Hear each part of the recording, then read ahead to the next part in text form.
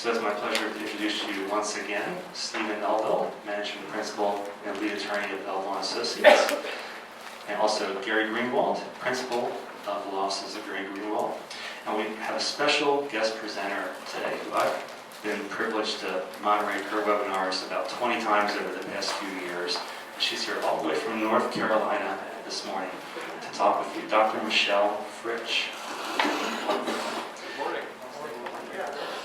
I'm going to be very brief. This is our hearty group coming out here this morning. Happy holidays to everybody.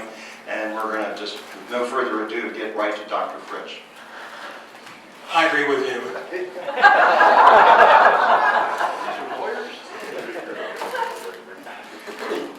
I do want to give Dr. Fritsch a proper introduction briefly. So Dr. Michelle Fritsch is a board-certified geriatric clinical pharmacist with a passion for healthy aging and education. She is a specialist in medication use, prevention, and retirement transition for people over 60. She is the founder of Retirement Wellness Strategies, a one-on-one concierge retirement wellness portfolio planning program, and co-founder of Propel Comprehensive Wellness. She works with a broad definition of health: physical, mental, emotional, spiritual, and social, aligned with purpose in each phase of life. Her career has included academia, advanced interprofessional geriatric teams, creating a nonprofit within a health system that served the underserved, medical missions, student services for the underserved in Baltimore, and much, much more. So, Michelle, always a pleasure to work with you. This is our first presentation, actually, I think, in person, in all the presentations that we've done together. So welcome. And you should have a couple of note cards, different colors, very important apparently, and a pen. And I'm going to turn it over to Michelle. Thank you. Good morning again. You're right. I think we just witnessed a Christmas miracle. Lawyers that said less than 5 words. That's incredible. So today we're going to turn your coulda, shoulda, wouldas into I can, I must, and I will. And most importantly, this is going to be interactive. So if you do not have 2 note cards and a pen, will you raise your hand? We'd be glad to get you some. Thank you. Thank you for that. So we'll make sure that you get some.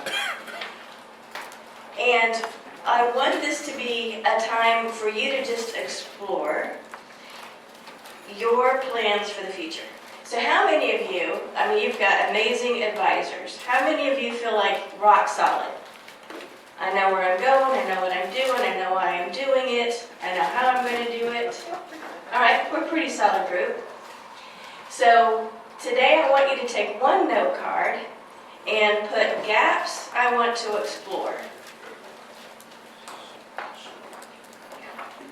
And we're going to talk about potential gaps in your plan. And I want you to just keep track of the ones that you're like, I think I'm all over it, but I want to look a little deeper. Or, poof, I haven't even thought about that. Let me put it on my card. And then the other card is for notes. At any point, I want you to feel free to interact with me, to ask me questions, to give me insights. I know I've met a few of you, and you've got amazing expertise in a lot of different ways. So, with all of that in mind, I need to grab the slide advancer. Okay. I think of the transition from your primary career into what comes after, like crossing a bridge into a beautiful new horizon, a beautiful new place. Can you relate to that? Yeah, you've worked for it for so many years, you've thought about it, you've got big dreams, big plans, big bucket lists. So we want to cross that bridge. How many of you spend at least 30% of your thought time on coulda, shoulda, wouldas? It could be personal, it could be business, it could be whatever. Or how many of you hate to be in a situation where you're like, ugh, I can't believe that just happened. If I'd only done this, if I'd only done that. And then what are the coulda, shoulda, wouldas that you do not want in the future? Those are some of the things we're going to explore. My background, and Jeff, thank you for the introduction. So much of that was talked about. When I went into my postdoctoral training, one of the questions I was asked was, do you have any interest in academia? And I said, absolutely not. Guess who's been a professor every single day since? And it's been a few decades. And I've had the honor of teaching all the health professions, doctors, nurses, pharmacists, physical therapists, occupational therapists, right here in Arundel. I taught physician assistant students for a while. So that has been wonderful. I have seen the similarities across the professions, and there are great similarities in their knowledge base, what they do, how they do, why they do. And it also kind of explains why our healthcare system is rather broken right now. Is anybody experiencing that? Harder to get appointments, harder to get a specialist, for something. Anybody had their primary care doctor change more than twice in the last 5 years? Yeah, we moved from Baltimore to Charlotte 4 years ago. Our primary care doctors changed 3 times in 4 years. You can't get continuity of care when the doctor keeps changing, and they can't say, well, remember, 6 months ago we said we were going to do this. They don't remember. They weren't part of it. And so it's really a difficult time. So one of the things we're going to talk about is how do you get more engaged in your own health and really advocate for yourself and prevent problems. And I'm learning there are some places I should not stand. All right. I don't want you to have gaps in your bridge. So that's why we're going to explore gaps. Wouldn't that be scary? You're crossing that beautiful chasm into that beautiful future, and there are gaps. And if you'd known about those gaps ahead of time, you'd have made sure you were carrying some planks with you to lay them down to get over those gaps. My years in healthcare, I have seen so many wonderful, solid people, very successful careers. They have a great plan for their legal, a great plan for their financial. They've really shored up their resources for a bright future, and they still fall through the gaps. I saw them when they were laying in the hospital with a heart attack or a stroke or a terrible depression, and I realized that was preventable.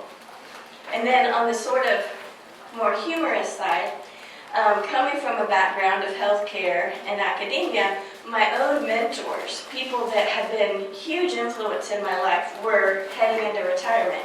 And one man in particular, I had known him since first 10 years of his career anyway. He was the dean of a big school, and he was a household name in his profession. And he was nearing retirement, and we were talking, and he goes, I'm ready. I'm all over it. I know exactly what I'm going to do. And sort of the typical, had the retirement party on Friday. Monday morning, I get a call.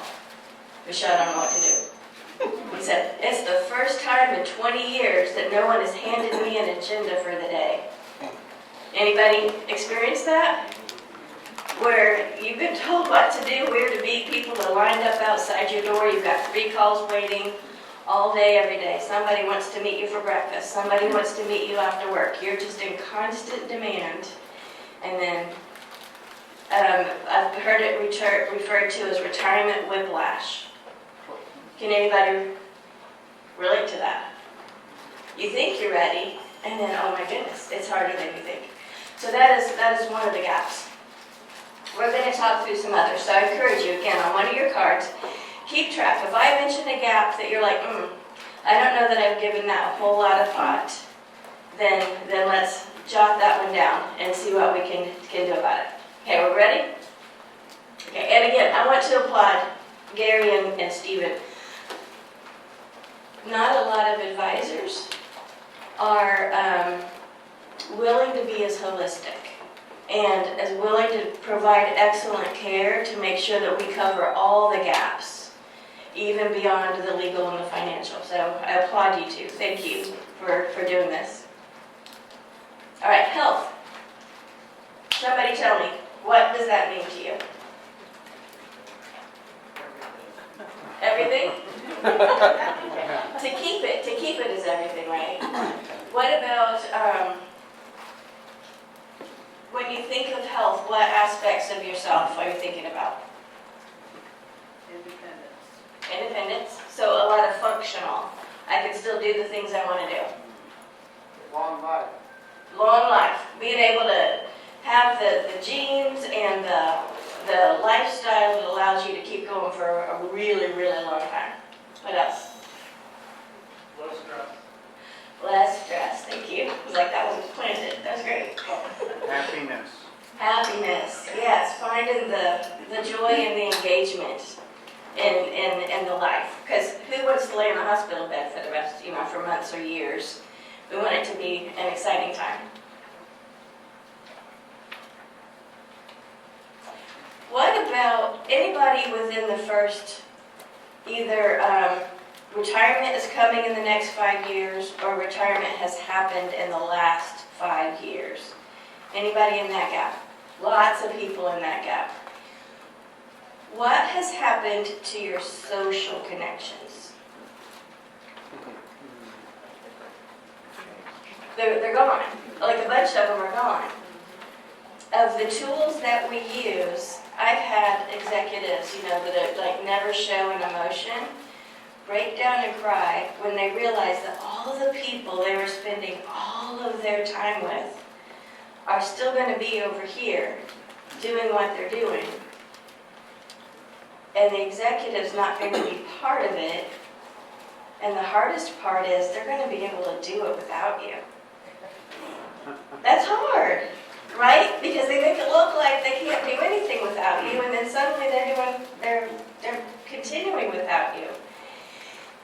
And then the other piece is, if those are the people you're having breakfast with, you're having dinner with, that you're doing things with, who are you going to do that with now? I think I can tell this story without anybody guessing who it is. An executive here in Baltimore, very well known.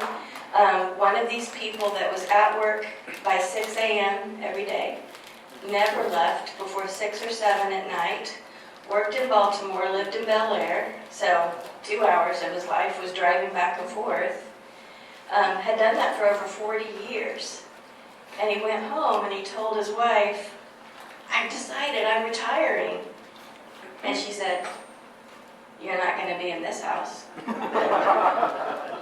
Seriously, it has been almost 3 years, and he spends his days in the library. He's written 2 books. Like, he can't come home. So relationships are important, and we spend a lot of time making sure that everybody's somewhat on the same page, because we've all been there. When you're a young couple in love, and you're planning your life, and you're completely on the same page, and you have the same dreams, you know exactly where you're going. And then careers take us in different directions. Children, if we have children, take us in different directions. Sometimes those marriages don't last, and we end up in a different relationship or no longer in a relationship.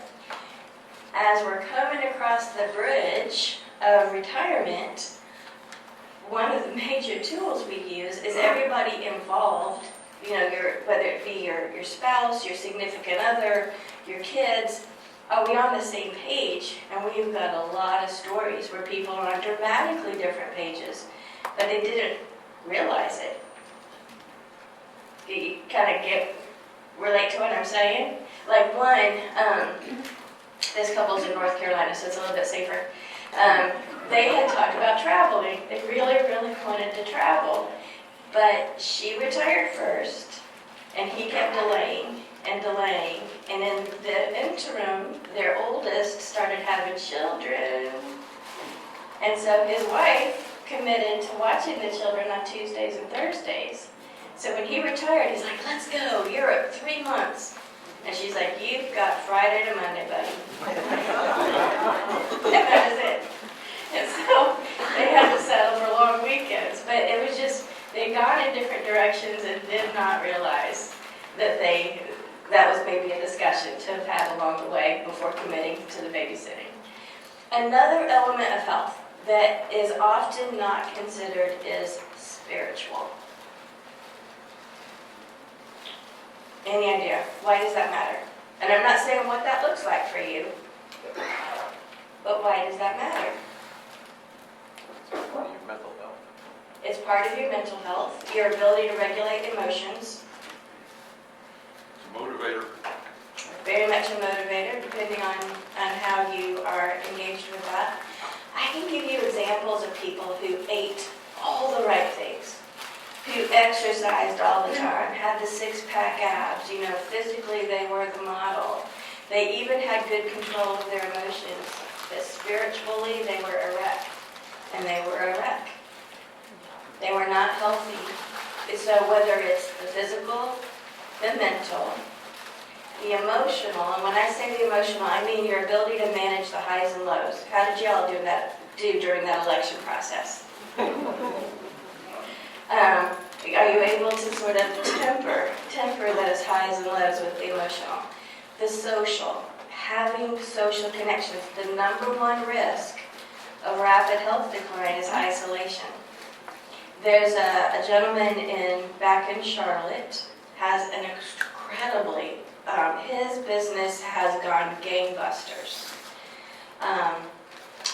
It's even hard to catch him right now. He's working so hard.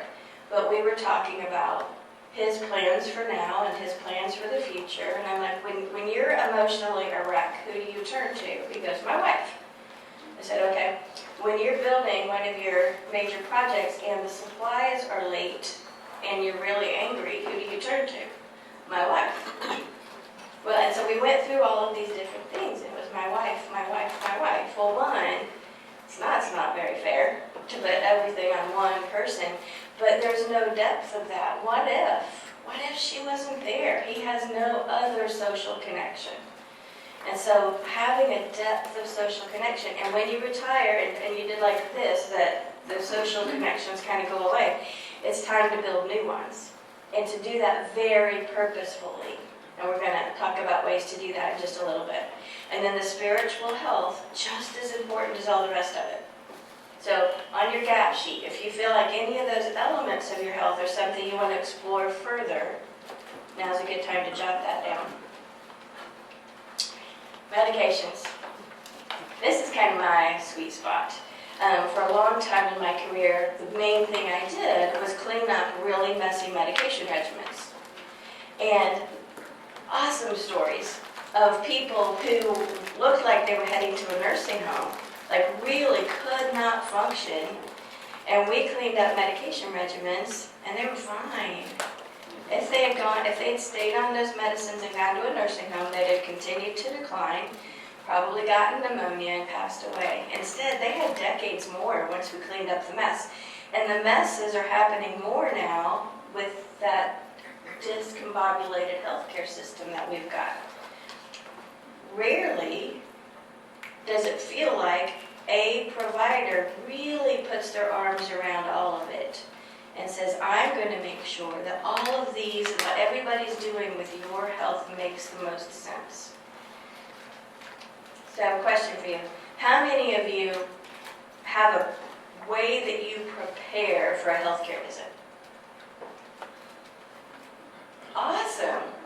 How many of you show up? Yep, Tuesday at 10. I got to tell you, from all my years in healthcare, most people show up.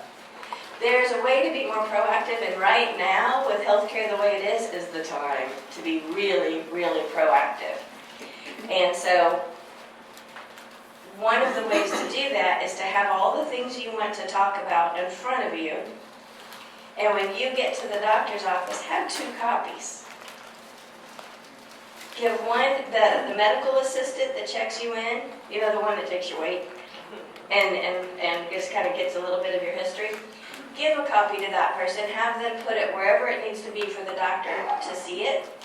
And that way, because we've got, on average, 7 minutes for a doctor visit, for like a follow-up visit, 7 minutes.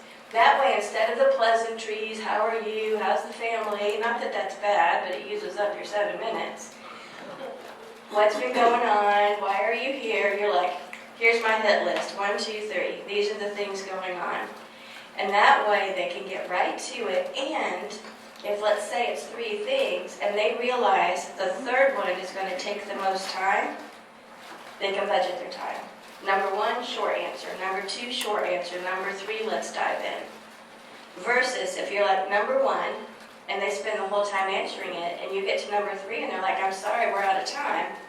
But you haven't given them that chance to make sure they can answer all of them. So that's the simplest and one of the most important tips I've got for you to make sure that you get the most out of healthcare right now, is go in with your list. Let the doctor or the dietitian or the whoever budget their time accordingly, and then make sure they have all of your accurate information.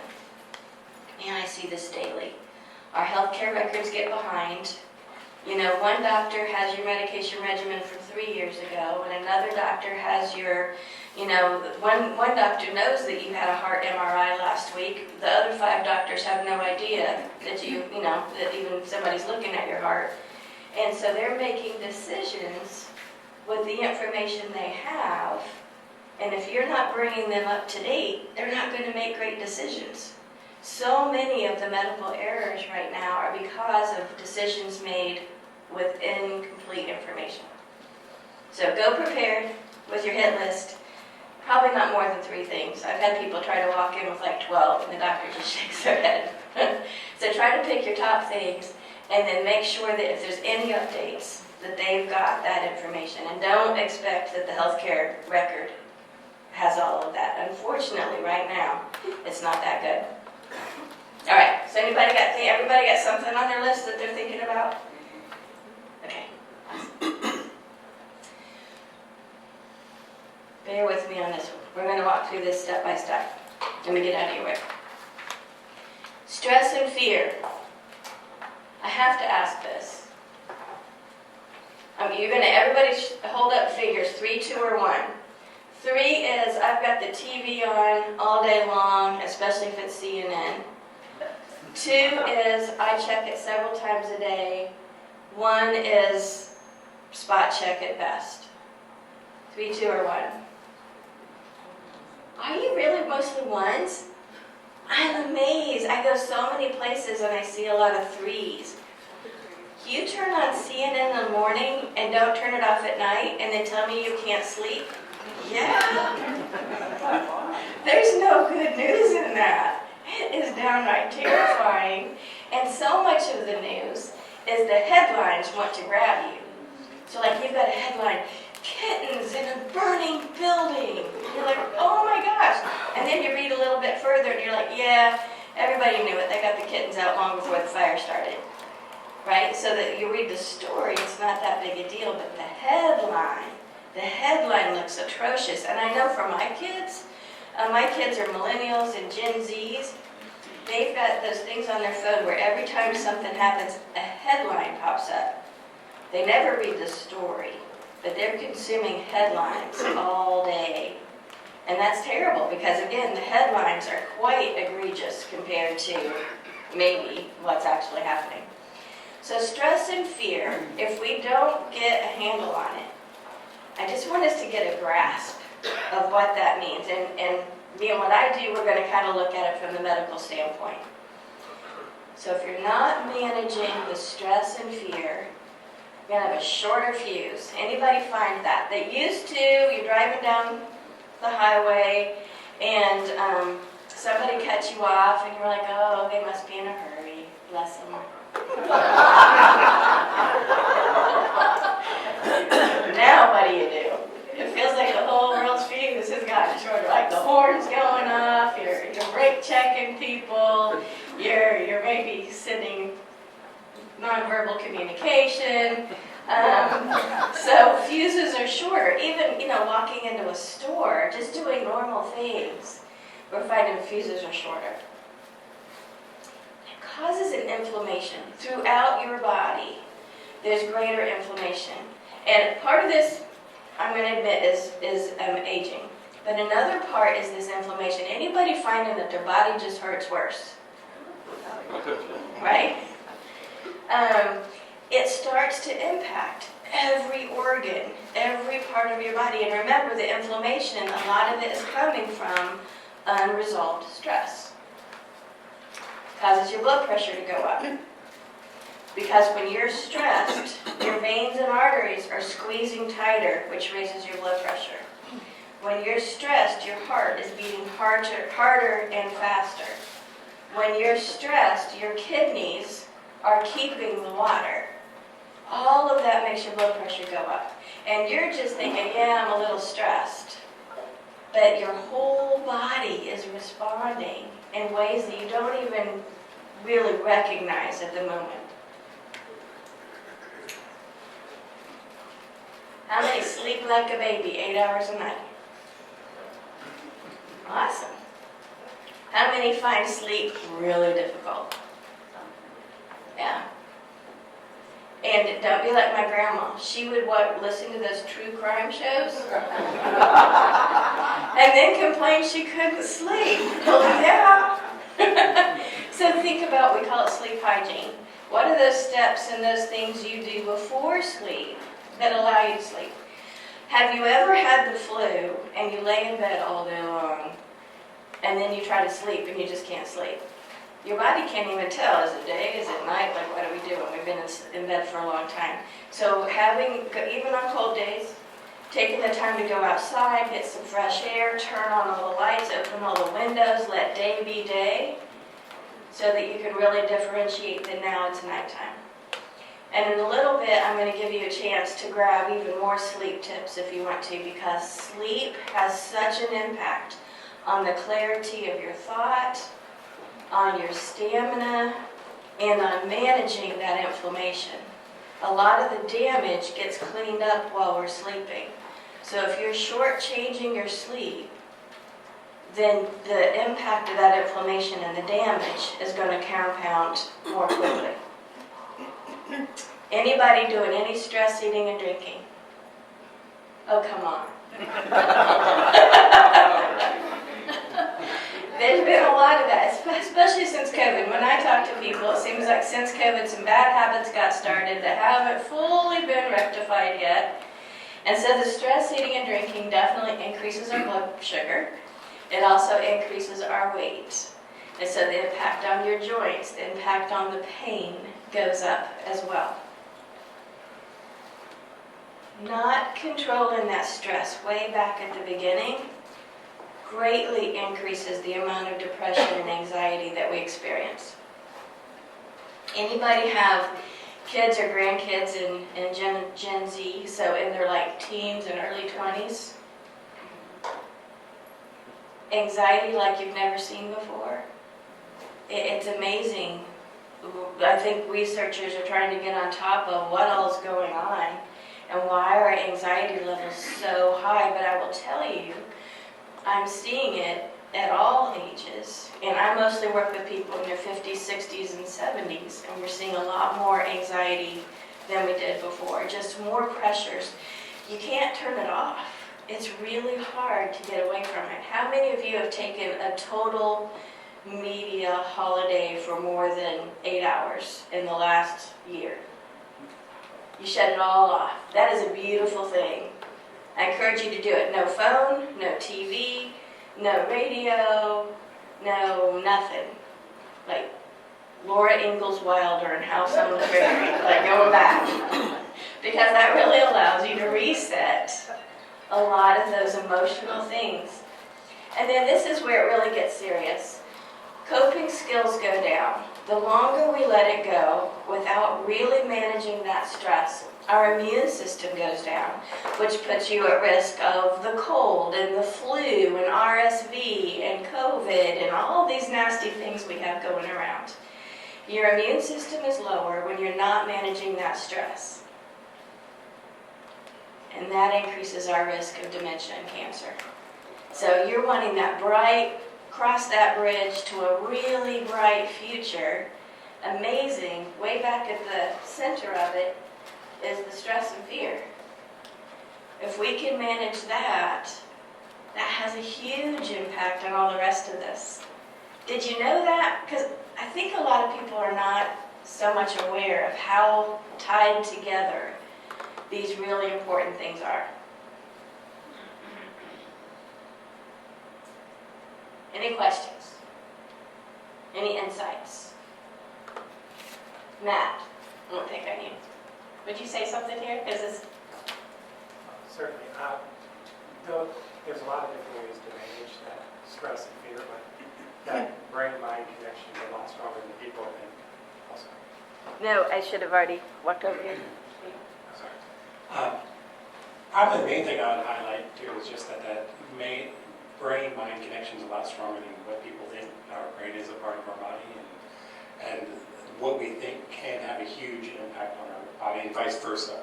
So being able to take care of both has a huge mutual benefit for all of these things up on the chart.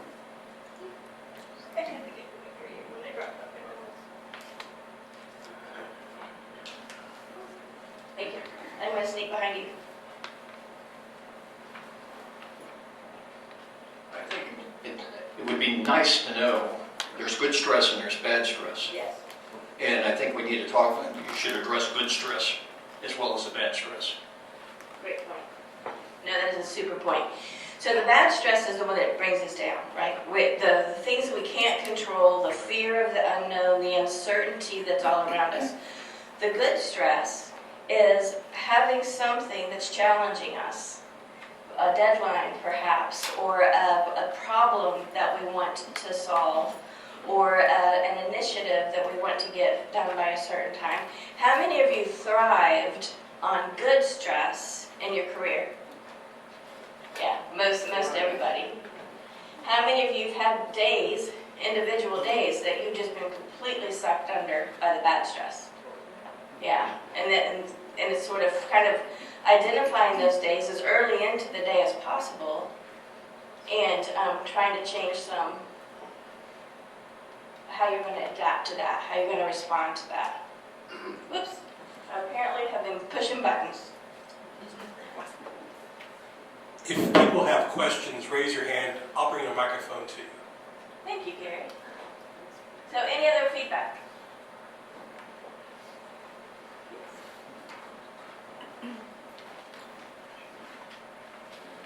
This is speaking from a point of view of when I retired, which was quite some time ago. But when you're talking about stress, I didn't actually recognize most of the stress that I was dealing with until I retired, and it was gone. That's a great point. All of a sudden, it was like taking off lead shoes and floating around. It was like, what the heck? Did anyone else experience that? Anybody nearing retirement really looking forward to experiencing that? I love that, taking off the lead shoes. That makes great sense.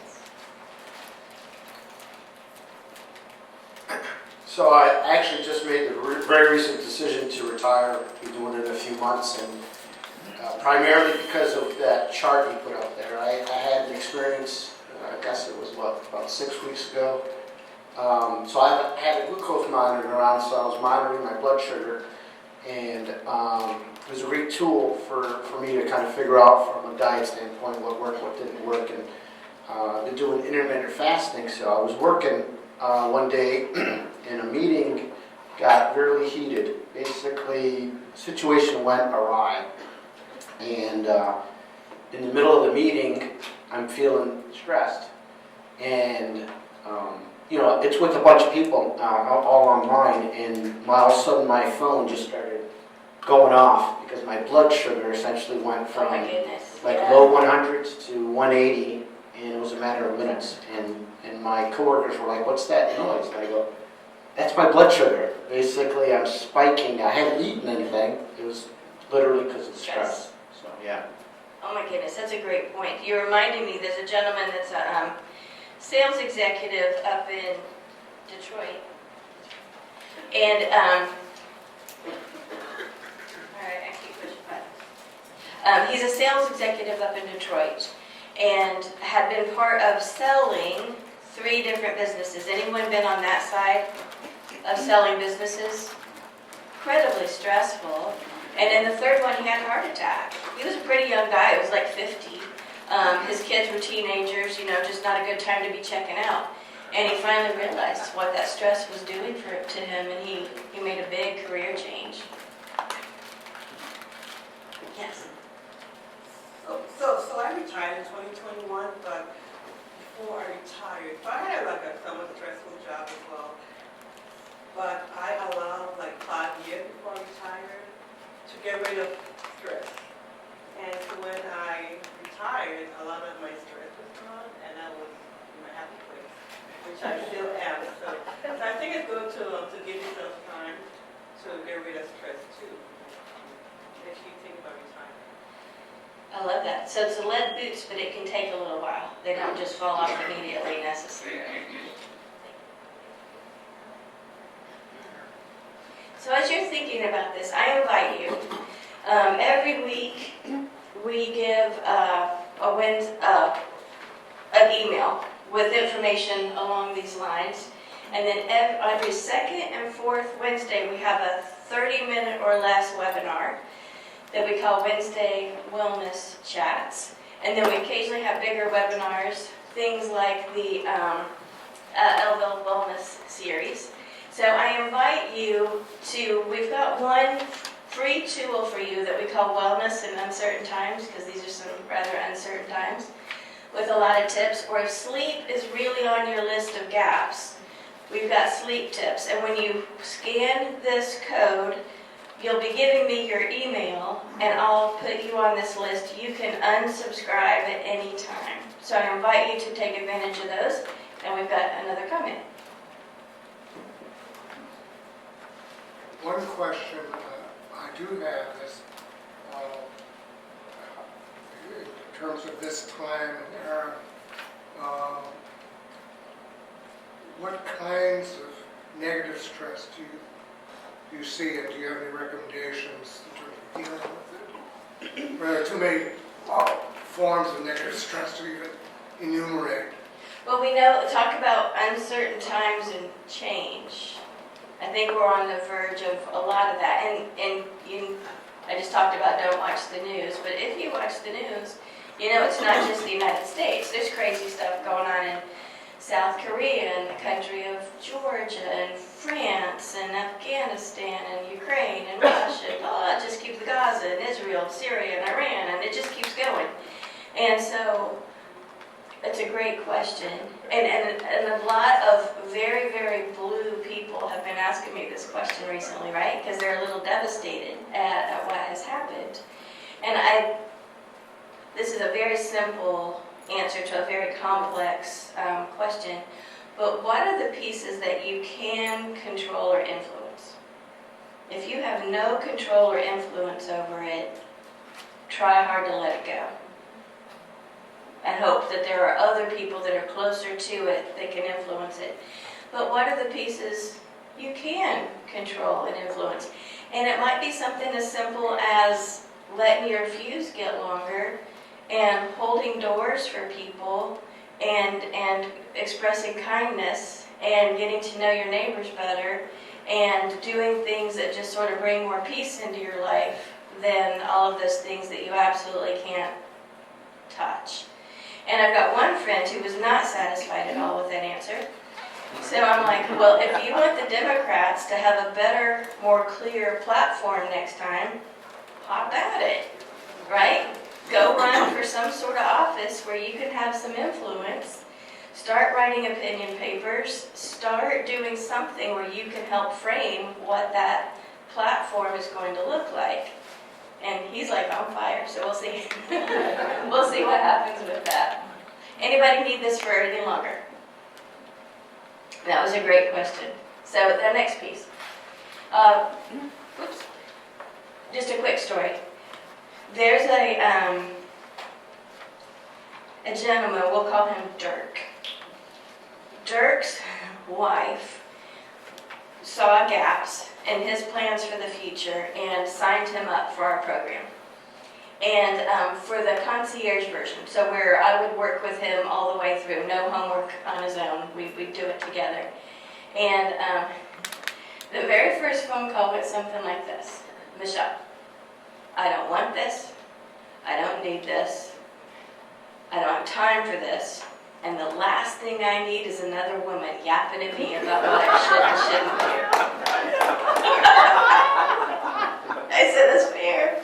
I don't think this is what you think it is. But that's fair. Let's get started. We'll do one, and you can stop at any point. And so I'm from healthcare. I've been an executive in healthcare. I know that when you need to be short and snappy, right? So that first one, it was short, very to the point. I said, was that okay? He said, yeah. I said, well then, do you want a second?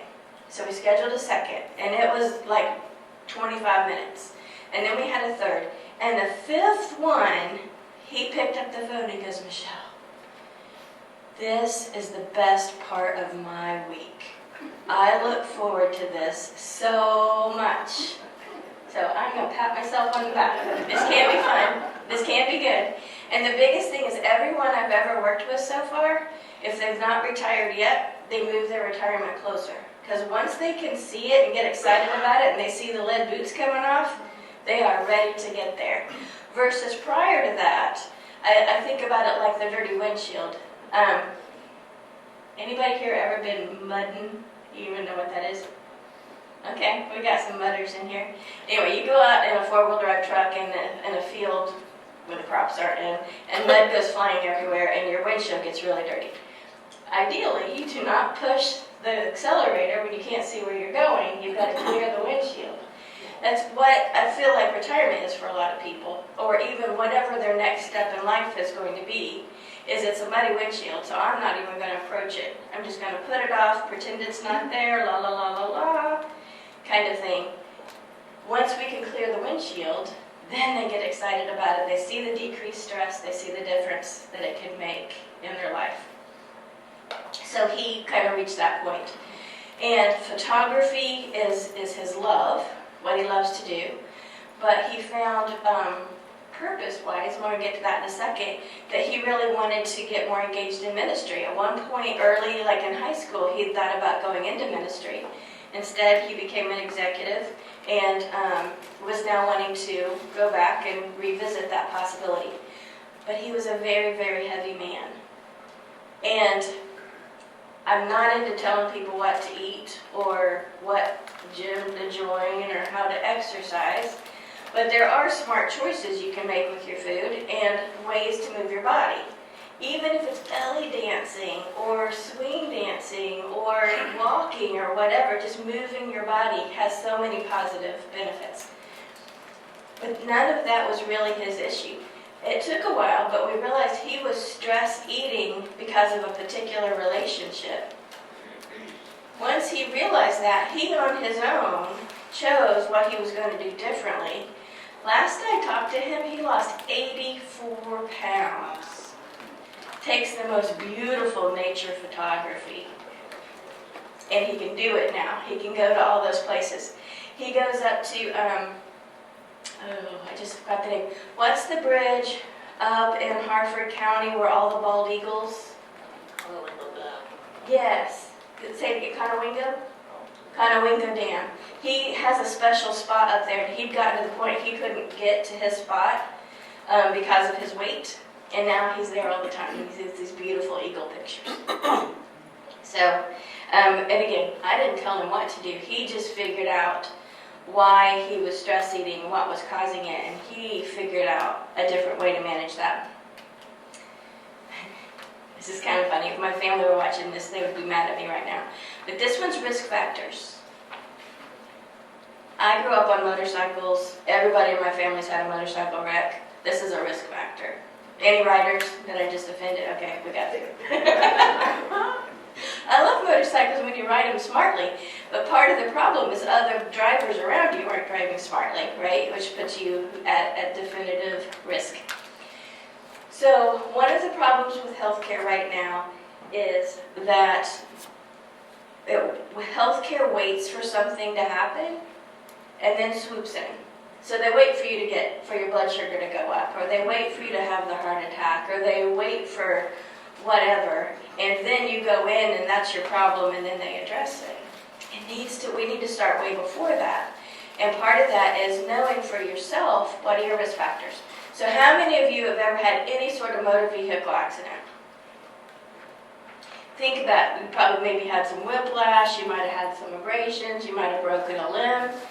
How many of you played rough sports, like rugby or soccer, lacrosse or football, cheerleading? I know a lot of kids broke their legs doing that.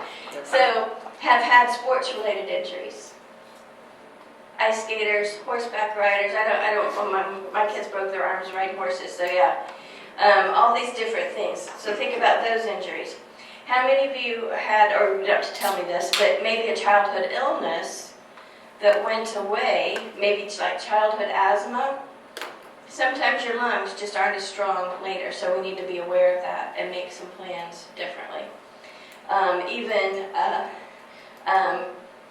Whether you did or didn't have certain viruses as a child, my father's 80 and grew up in a small town. He had none of the childhood vaccines.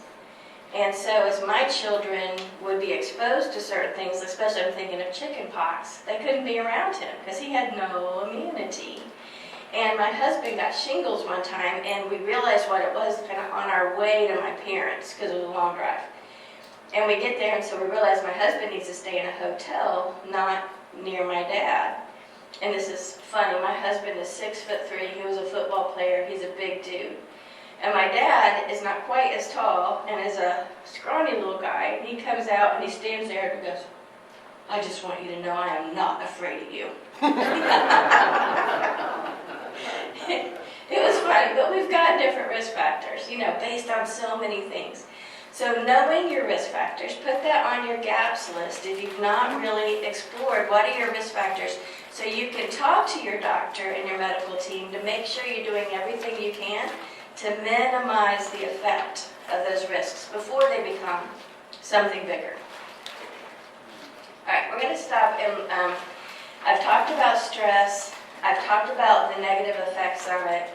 I want us to do a little exercise. And this is one of those things that you can take with you after today and use it anytime.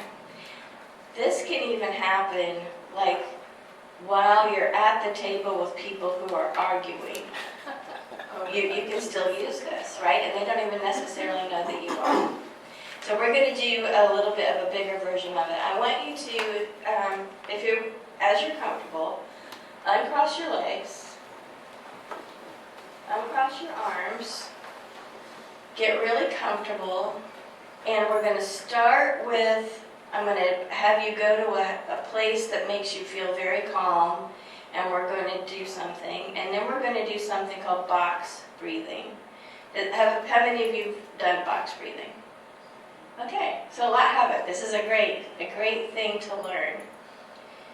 So the first thing I want you to do is, if you're comfortable, close your eyes or just look at the table, look at something kind of neutral. Picture your happy place. What is a place that makes you feel very serene and calm? Maybe wonderful things have happened there before and you can go back to that time. And I want you to use your senses. You're in that place. What do you see?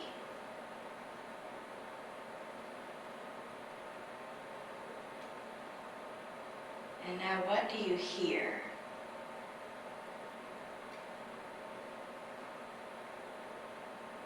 Now smell it.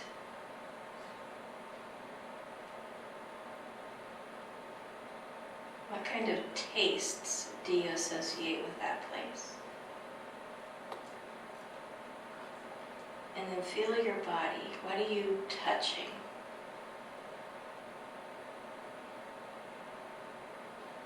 And now while you're there, we're going to breathe in for a count of 4. We're going to hold it for a count of 4. Breathe out for a count of 4 and hold it. We're going to go around that box twice. So let's get started. You're going to breathe in. 1, 2, 3, 4. Hold. 2, 3, 4. Out. 2, 3, 4. Hold. 2, 3, 4. In. Really feel your belly, feel your lungs. Big breath in. Hold. 2, 3, 4. Let it all out. 2, 3, 4, and hold.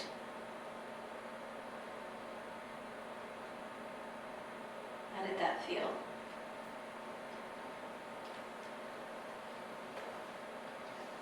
A super quick neuroscience lesson. This is so much more complicated, but when we're in our stressed out state, there's a part of our brain that is really designed to help us run from a bear. You know, when we are really truly in danger, that part of the brain kicks in. It's the part of the brain that can help a mother lift a car off of a child. It's the part of the brain that can let somebody run faster than they've ever run. But it's only supposed to be used when you're in really acute danger. This front part of your brain is where you're smart. It's where you solve problems, where you're logical, where you're able to work things through, where you're creative. I've had so many people tell me, I used to be creative and I'm not anymore. Well, you still are, but you're spending too much time in your stress state and not allowing yourself to fully relax. So the 8+ hours unplugged can help. This breathing can help. Even if you're sitting in the doctor's office and your blood pressure's up, start doing the breathing. You'll be amazed. You can pull that blood pressure down.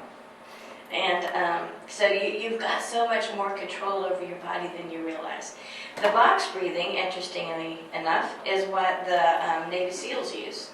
So in order to accomplish what they accomplish and stay focused in really difficult situations, they use the box breathing. And again, you can do that. Nobody even has to know.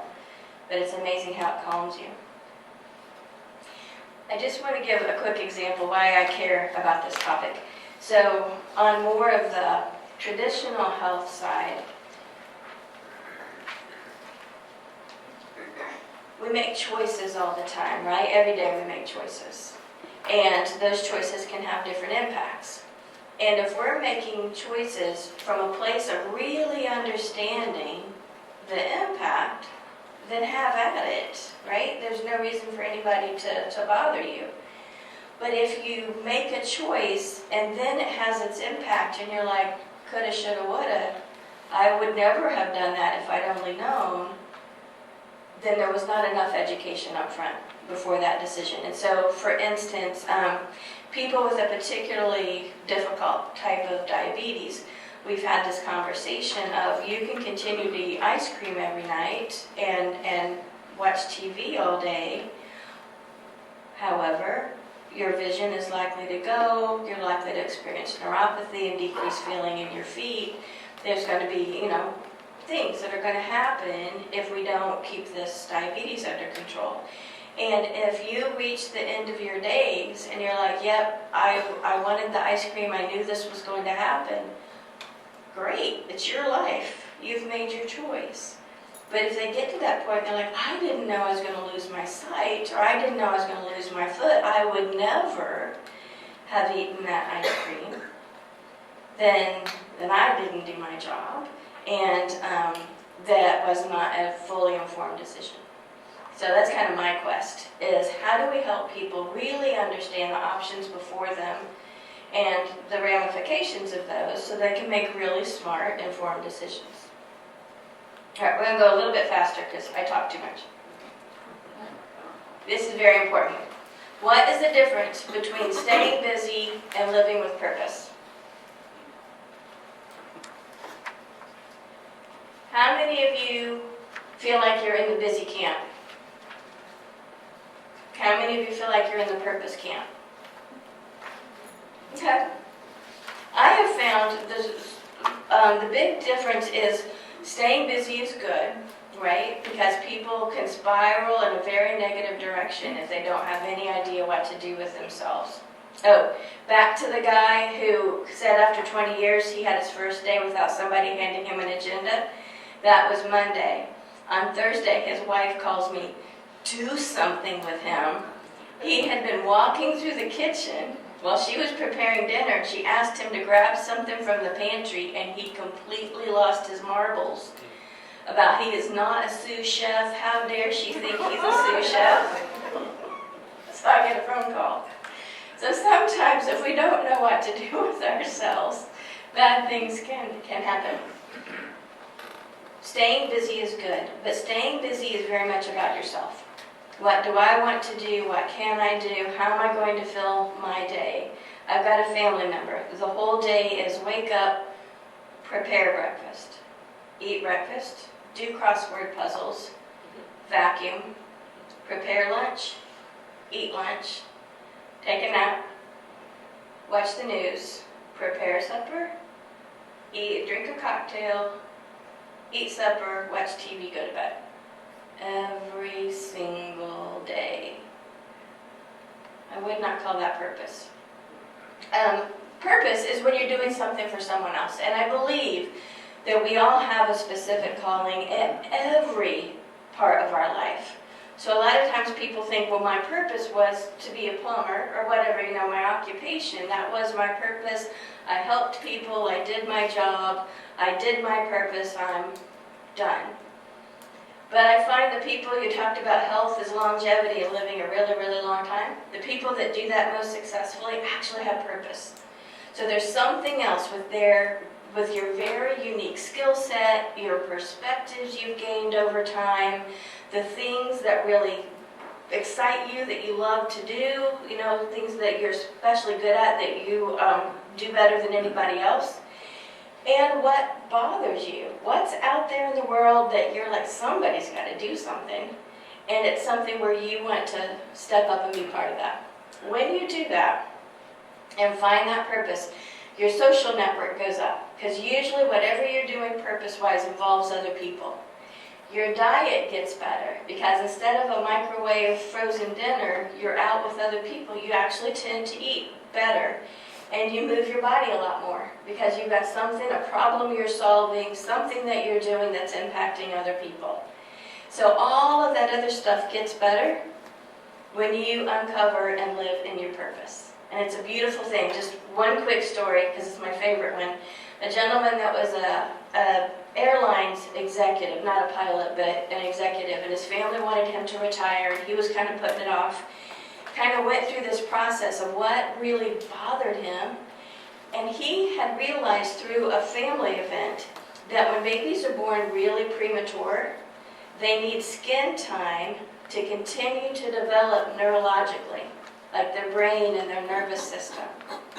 So on his days off, and then after he retired more frequently, he would go and hold these little neonates, take his shirt off and hold neonates, knowing that the families, they're there for months sometimes. So the family might need to take care of the other children or go to work, to be able to pay the bills. And so while they couldn't be there, he could be there. Talk about a purpose that had nothing to do, to my knowledge, with being an airline executive.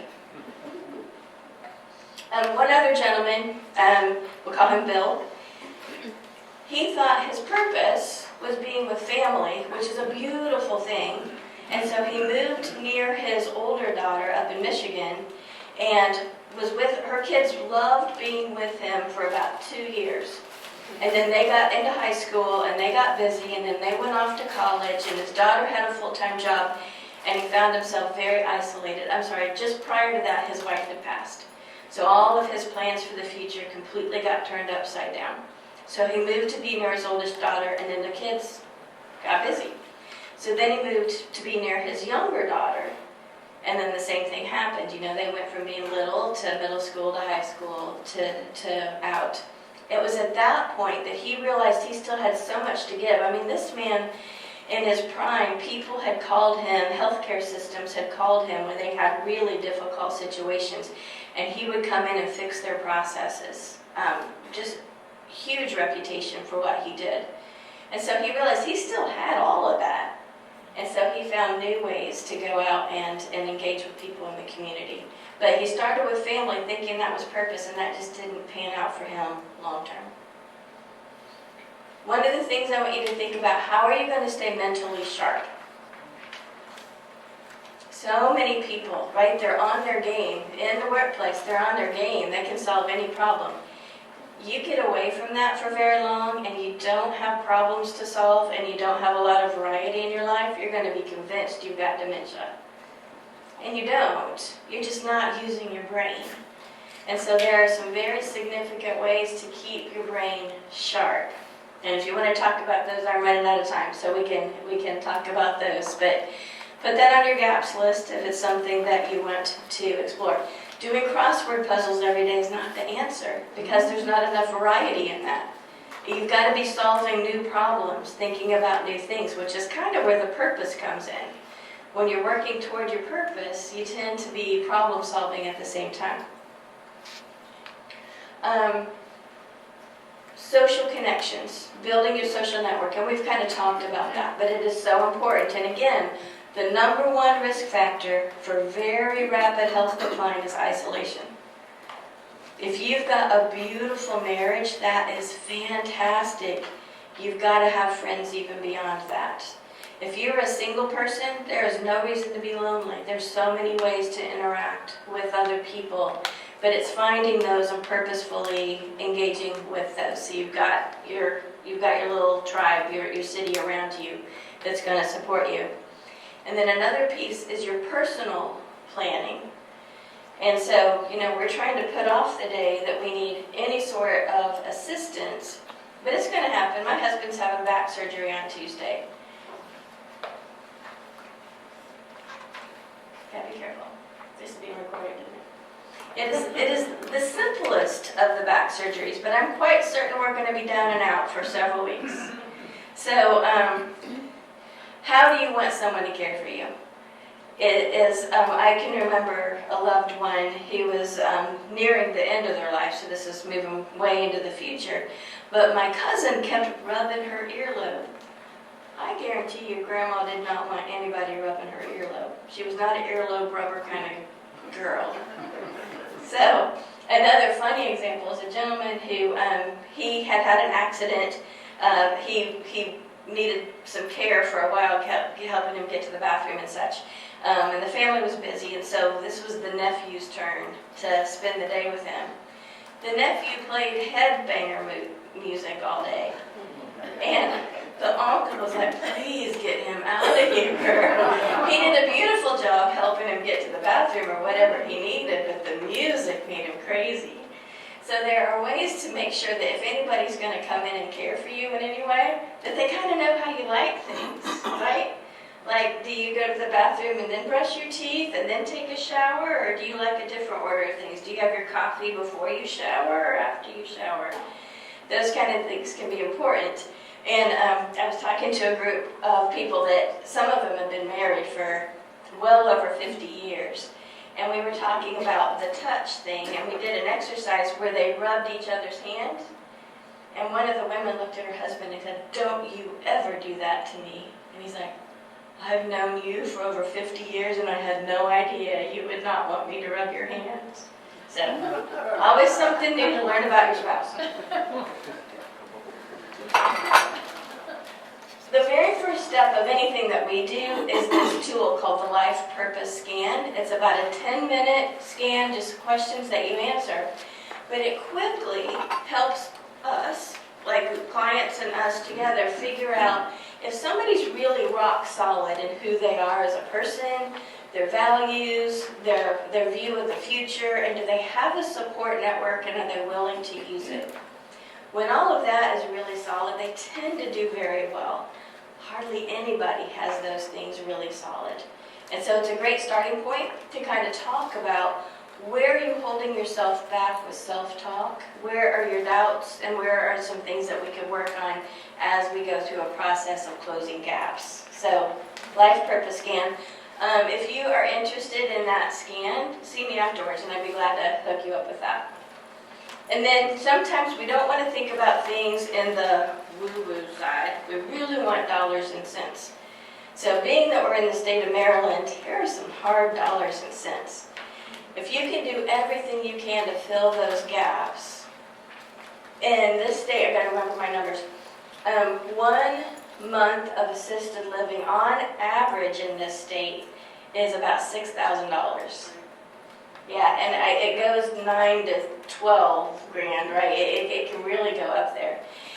Even home care, and this is home care if it's just the 5 days a week and somebody like family is there on the weekend.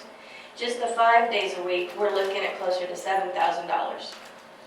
And a nursing, in a month, that's just a month. And a nursing home gets upwards of $11,000 to $12,000 a month. So if we can do everything we can now to push that off and maybe never ever need that level of care, financially it's well worth it. And then caregiver. Statistically now, and this has never been true before in the history of our country or of our world, this is really a global a global reality. If you are fortunate enough to reach the age of 65, it's almost a guarantee that you will either be a caregiver or need a caregiver. Does that make sense? And so caregiver resources, knowing what that looks like, how to do that effectively is so important. Sadly, with long-term caregiving, there's data that when it's a family caregiver, especially a spouse of a similar age group, the caregiver often passes before the person for whom they're providing care because it is so difficult and they tend to not take care of themselves because they're putting all of their emphasis on the other person. So preparing for caregiving, have all your resources, very, very important. So if you're like, I have no idea how that works, that would be a great thing to put on your gaps list. I was speaking to a man, he's like, my sister takes care of him. She took care of Uncle Joe, she took care of Aunt Sue, she took care of Mom, now she's taking care of Dad. So I told him the part about the caregiver often passes before the person doing the care because she's done this for so long. And he goes, you mean I might have to do it? He's like, oh my gosh, how can I help her? How can I really make sure that she's going to stay in really, really good health? So, kind of back to, I don't want you to be in a position of coulda, shoulda, woulda.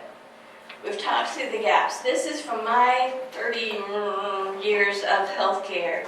And my business partner is Ellen Platt. Anybody know Ellen? She's an amazing aging life care manager in the Baltimore County area. Well, she's spread out everywhere now. But we went through, what are all the gaps we've seen people fall through that are preventable? And there are a bunch. And so we've worked to come up with ways to help people navigate those. And so that's where this is coming from. I encourage you to explore your gaps, to look at those. If you would like a free call with one of us, scan this code. And Jeff, we'll make sure everybody gets these in more like a hyperlink in an email rather than a code if you'd rather not scan a code. But we'd like to just talk to you for free. What are your gaps? What do you want to explore? We'll tell you how we can help you, but we can also point you in directions that you could fill those gaps in other ways. We just don't ignore them. Don't do the coulda, shoulda, woulda in all of these things. And again, I encourage you, these are free for you, wellness in uncertain times, or sleep tips. Lots more tips that you can use right away. Or I've got a book, Preventative Maintenance for a High Mileage Life. Because who does not want a high mileage life? So if you'd like a copy of the book, you can just scan that there. And just $10, and I'd be glad to sign it for you at the end. So thank you for the opportunity to be here. Thank you.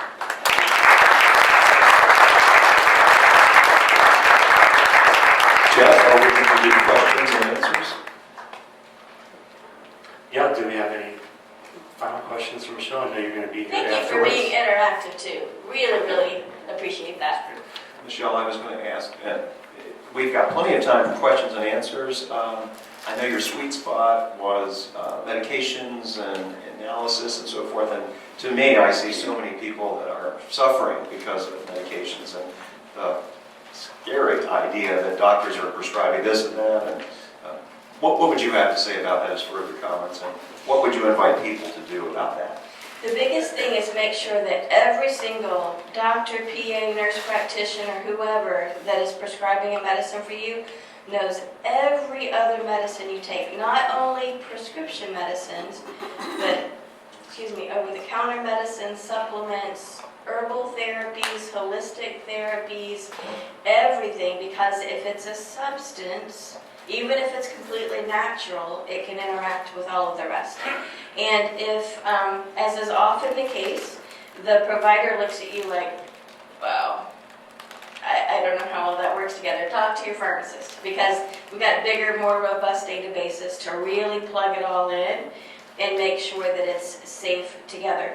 And if you notice, and sometimes we don't realize the timing of it, if you're sharp, super sharp, and you start a new medicine for something, and suddenly you find that you're forgetting things, consider that it can very well be the medicines.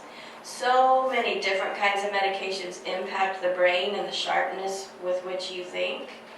And again, I've just got countless stories of people who are convinced they were about to go into some sort of care, and we cleaned up the medicines, and they were back to their normal self. So don't let that happen.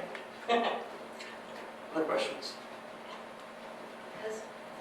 Thank you. As you're talking, I'm thinking more about the role of computers in medicine, and I've seen, and I worked in healthcare as well, and I've seen many, many times where an error that someone enters, a physician, a medical assistant, etc., doesn't get caught by the patient, and that error proliferates and proliferates, and the more that the computers are involved and that information, the databases are shared, particularly the large practices in the large academic centers that all use the same information now.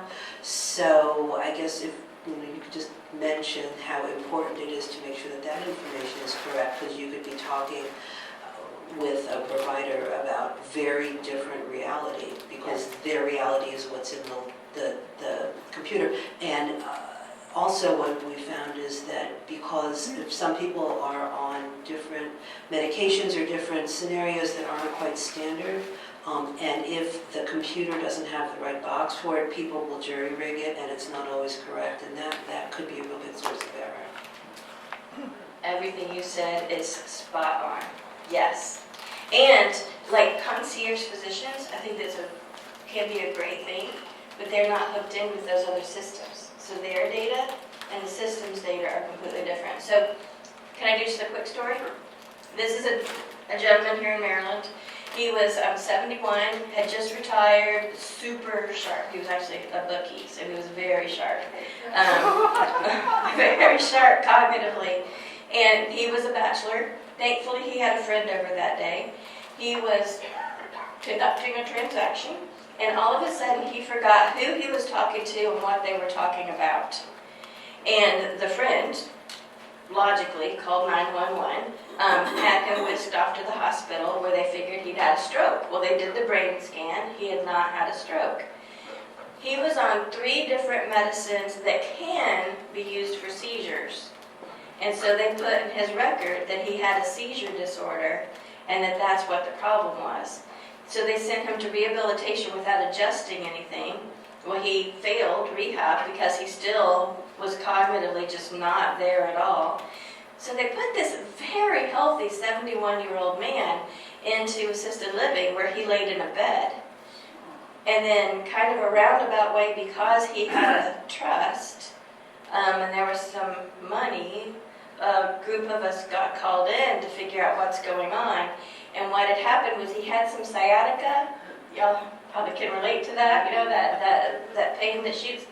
So one doctor had increased a nerve pain medicine, which can be used for seizures, but in his case it was for nerve pain, had increased the dose. At the same time that another doctor, he had a little bit of benign tremor, and it was just like holding a spoon or a cup was difficult. So he started him on a medicine that can be used for seizures, but in this case it was for the tremor, and he was already on a medicine that can be used for seizures, but it was for his headaches. And so once we realized that 2 doctors had prescribed realistic medicines, but they just didn't go together, and they'd shut down his brain, then we went through a process, and you have to, anything that impacts the brain like that, you can't go fast. You can't take the dose up fast, and you can't take the dose down fast. So as we gradually de-prescribed those medicines, he got sharper and sharper. He got to the point he was like the man of the hour of the assisted living. He knew everybody's name, probably had a little side stuff going on. But physically, he couldn't walk because he'd been in a bed so long. So it was another 3 months of physical therapy. And now he's back home, he drives, he does everything like he did before. But he lost 9 months of his life for exactly what you're talking about. So the first thing we do is we've got a system that pulls all your medical records into your hands where you can see them, and a separate place, because you can't mess with them, but you've got them at your fingertips, a separate place you can do any corrections or clarifications that your doctor needs to see, because we think that's so important. Great question. Do we have more time? Ladies first. Hi, could you provide some guidelines for pushing back when a doctor wants to start on a medication that you're just not comfortable with? Yeah, and your doctor should be open to that, and you could, certainly ask your questions so you feel like you've got all the information that you want, and then ask for a time period, like how long could I realistically think about this before I need it? If you've got terrible pneumonia, we've got no time to waste. You've got to start an antibiotic right away, right? There's no wiggle room. But if it's something else, they should be able to tell you, okay, come back in 2 months, and then we're going to need an answer. But give you time to think about it and not have to make an immediate decision. Do you want?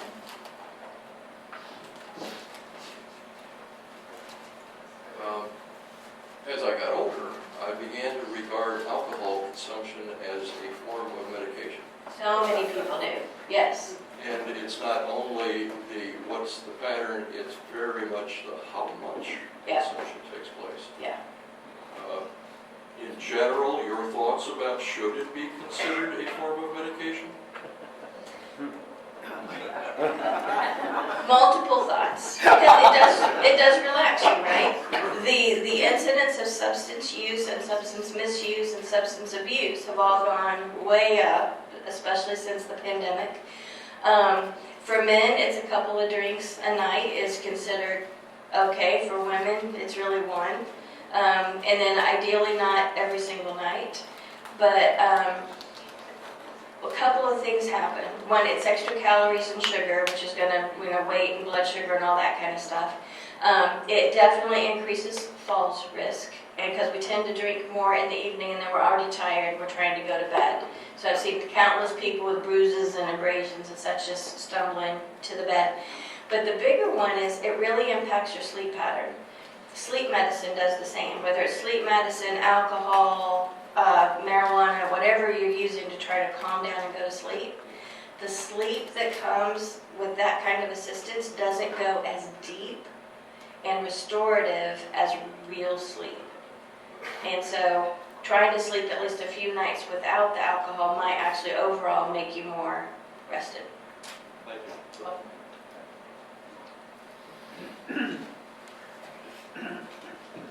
I was just curious about a person's role as an advocate. If you suspect that there may be not enough communication with a doctor and a patient, like your elderly parent, how can you interact with that and be effective? 5 years ago, I would have said find another doctor. Now, that's awfully hard to do. So you're really working harder with the doctor you've got. One is to get a better relationship with the staff in that physician's office and try to work more as a team to make sure that your questions are answered. That's one of the biggest things. Never leave a doctor's visit until you really, really understand the answers you were given. Because we all know calling back or even asking on my chart is so hard to get an answer later. Again, you want a doctor that's really going to be responsive and listen and maybe try to think how to answer this in a short way. Sometimes you got to figure out what are their insecurities, like why are they pushing back on your advocacy, and see if you can come at them a little bit different way. Like some doctors don't like it if you're like, I need this, this, and this, but you're like, what do you think? What if we did this or that? And they'll respond differently. We can talk. Come talk to me a little bit more later. We can go into more detail. Last questions?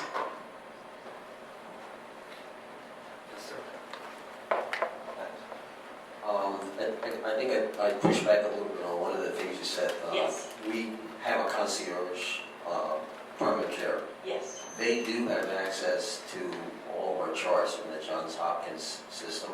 What I found is when they send you the report of your previous, on your last visit, whatever, they list out all of the medications you're on. Some of those are either minorly or seriously out of date. Yes. And it's up to you to make sure that they're up to date not only on what you're taking, but what you're no longer taking. Because since there isn't a computer system that's keeping track of everything, that can chain through all sorts of things like drivers or aircraft pilot records and all that stuff.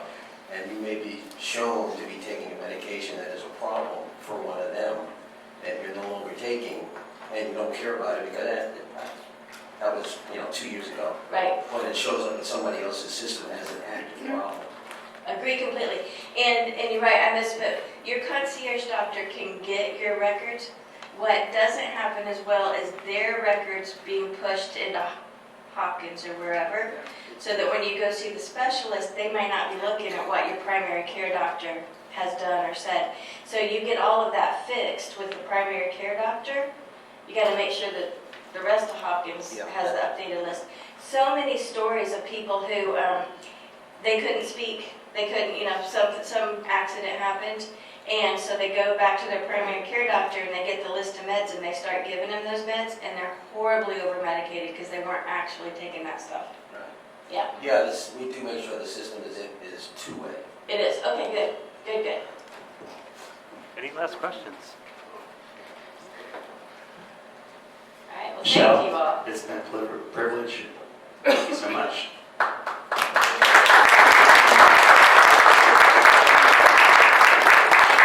So Michelle mentioned Ellen Platt. She was in that exact spot 6 years and 2 months ago, Oh, wow. almost a day, talking about navigating longevity. So here you are, both working together. It's a wonderful thing. Okay, what do you think? Should we take a 5-minute break or dive into B-dots? 5-minute break. You heard what you said.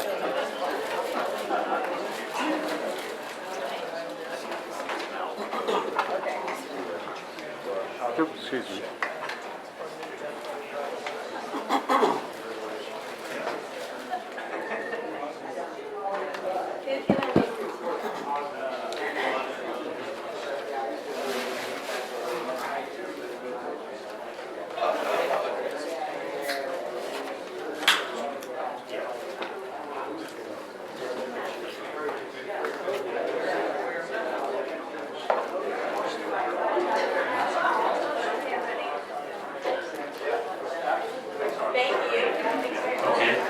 Started in just a few moments. I wanted to mention our first quarter event is going to be February 15th, right here. Same time, same place. I'll obviously make sure you have that information. And our second quarter event for 2025 will be in June, followed by a social event. And then on October 18th is our annual client event. I already have that scheduled for the 10X ballroom. And then we'll be back here again next December for our final quarter. So, got most of it mapped up.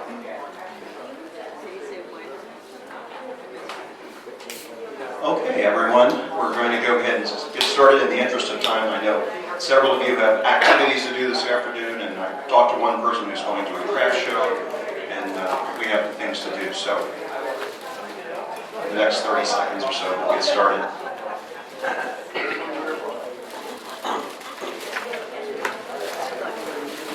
All right, thank you for being so faithful in coming out to your CCP event today. And I just want to let you know that I bought one of these books for Gary. No, I bought it for my mother, actually. And Michelle was very kind to sign it for my mother. So thank you, Michelle. All right, and in all seriousness, Michelle may want to do a box breathing exercise as we get into retirement planning, retirement plan assets. So if she does start leading an exercise, I won't be surprised. Okay, so let's talk about planning for retirement plan assets, which many of you are aware of. But let's talk about a brief history of it, and we're going to be timely and end on time, I promise. We're going to talk about the Secure Act and the changes that were brought about in 2020. Now, the Secure Act was huge. We can't get into all those changes, but we're going to talk about the very fundamental ones. We're going to talk about conventional approaches to how to think about this now in 2024 to 2025. We're going to talk about the beneficiary deemed owner trust. That's a mouthful.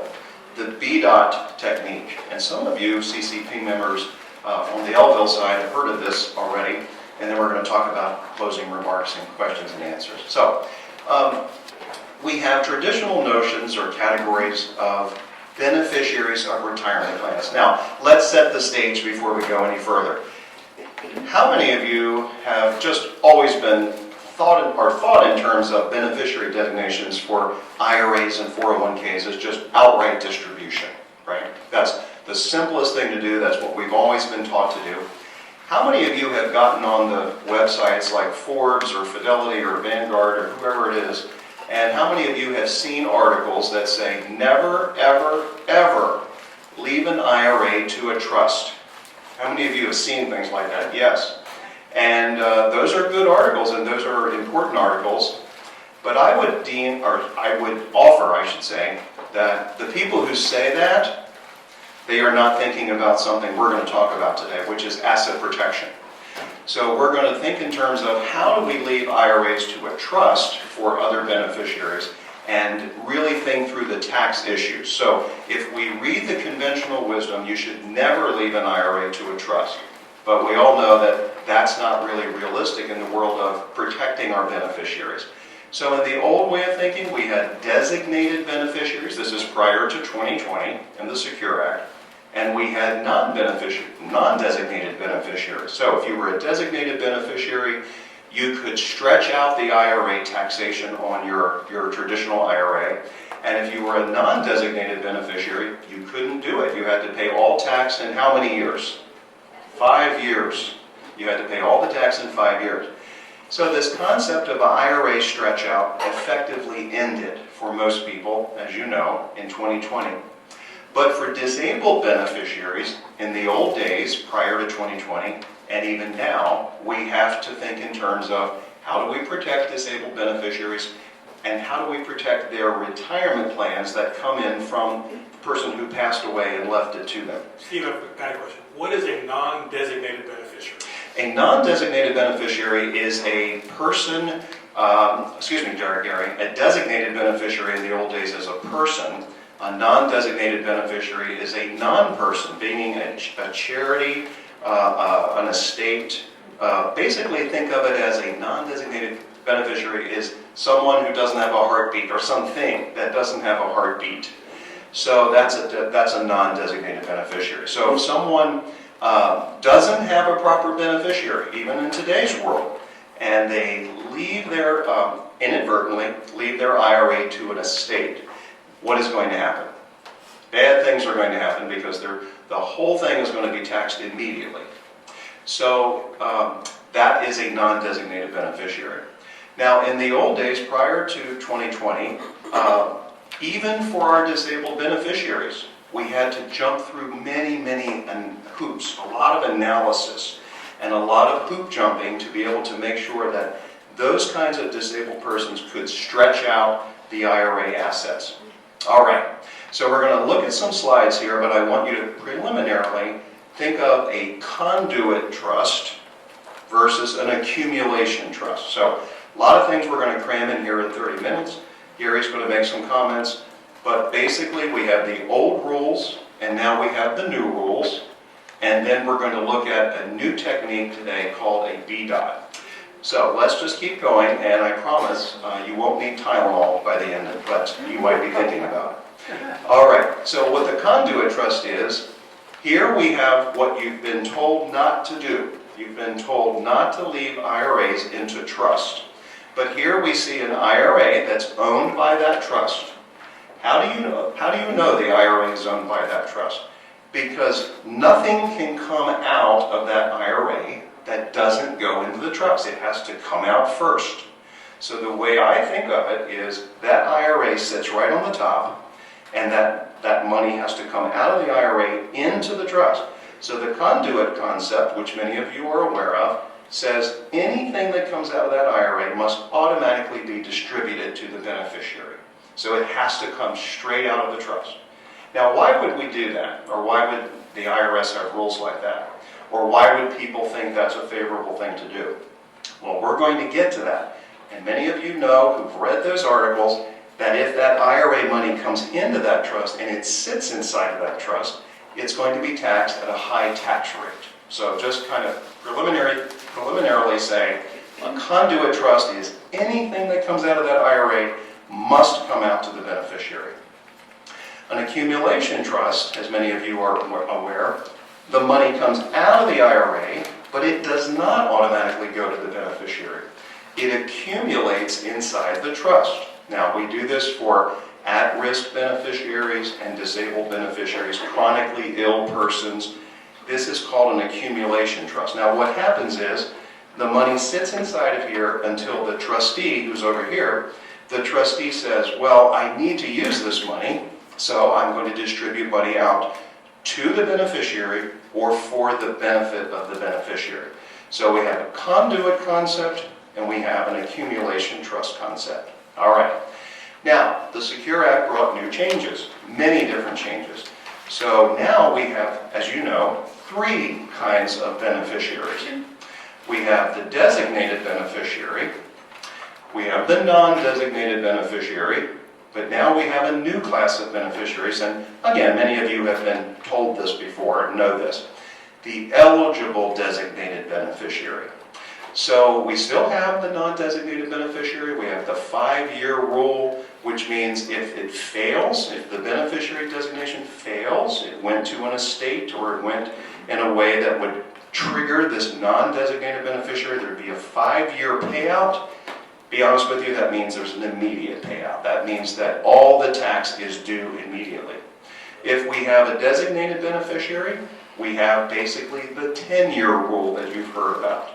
Your healthy beneficiary, who was a child, let's say, has 10 years to actually stretch that out a little bit, at least for 10 years.